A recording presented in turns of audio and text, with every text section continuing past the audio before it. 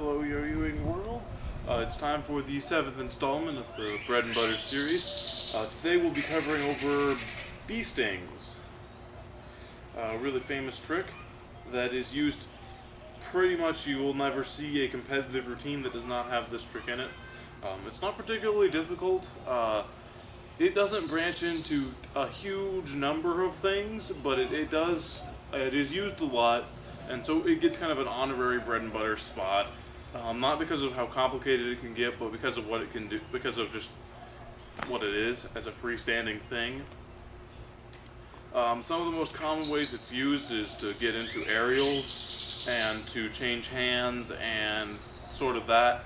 It's kind of a starting trick rather than a transition trick or a trick or a focus trick. It's just kind of starts everything going, and that's what most people use it for. So, without further ado, the bee sting is when the dice is when the dice is doing a very large circle, and the yo-yo is doing a much smaller circle in the opposite direction, and then hitting the string, and potentially changing the direction of the dice. Except I can't seem to do it today. There it is. Okay.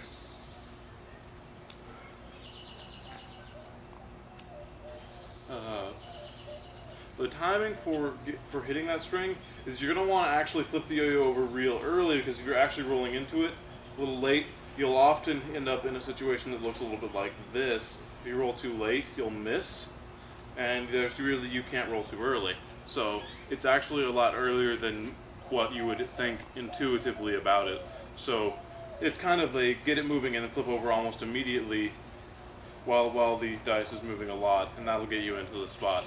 A very well executed bee sting, you're going to want to have it up before it hits vertical.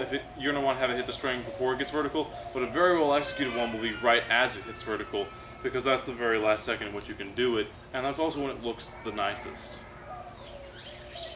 So, right here, right here is where it'll look. Okay, well I can't seem to get it that late because I'm doing it too late. I'm not very good at this trick. I don't do it a lot. I don't really like it, but it is a good trick. So, its main purpose is aerials, and a good way to get into aerials and changing hands with an aerial. So, very commonly, a trick you'll see a lot is a bee sting aerial, where it'll go into a bee sting and then continue into something else, and it'll look a little bit like this.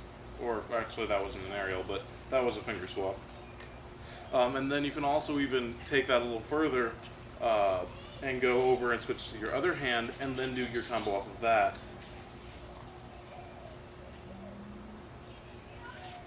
Or like that sort of thing. Jake Bullock did a lot of it in his 2006 routine, so if you want to see what it looks like when it looks really nice, you can watch some of his old stuff. There's some other people who've done it really, really cleanly, but I can't seem to think of anybody right now. They do not matter. Bee sting does not matter whether it is going from a trapeze or an undermount. You can do it both ways, except I can't do it both ways very well. So you can do it both ways. The timing is about the same. Naturally, reversed is harder than a standard, as is with most tricks. It's just good to be quiet sometimes.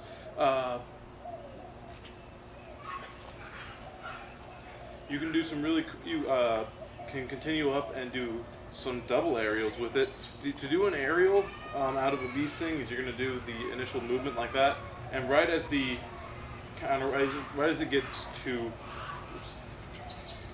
right as it gets here, right there, when it makes kind of this shape at around 11 o'clock or even 10 o'clock with the counterweight, you can kind of get a little hop, and that'll get it over.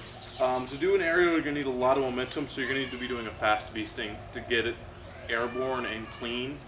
The faster you're going, the cleaner it will look. So if you're going real fast, it'll look real clean like that. And then you can roll into whatever other tricks you want, like a tangler, or or behind back, trapeze, counterweight stall.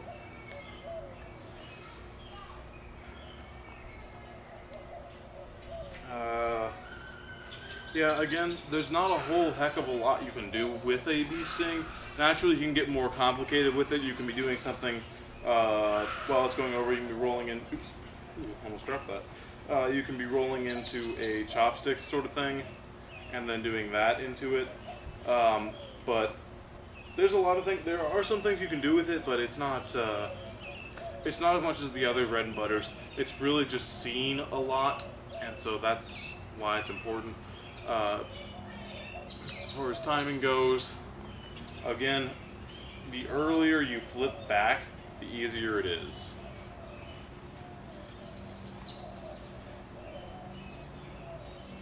You can get into some cool behind. Actually, there's one more thing I'll bring up.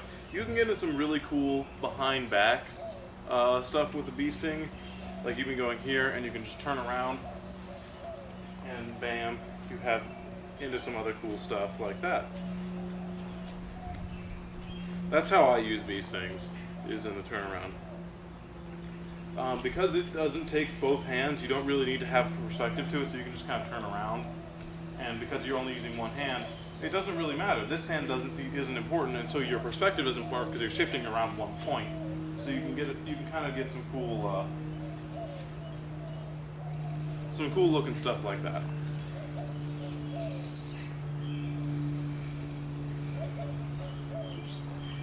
And if I get better at beastings, I will remake this video later and not snag my yo-yo. But since my yo-yo snagged, it went ahead and did that. For the turnaround, you're going to want, as it gets completely off and right before you roll back into it, that's when you want to be in this stance where you already changed, where you've already turned around.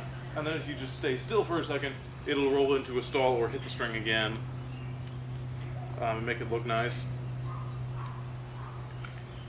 And then from there, that'll end up in a behind back mount where you can really do whatever you want with it. Again, beasting is a starting trick, so some of the things you'll see often out of a beasting is you'll see people rolling out, like you'll see people do a beasting and then catch out tangler or e-fan.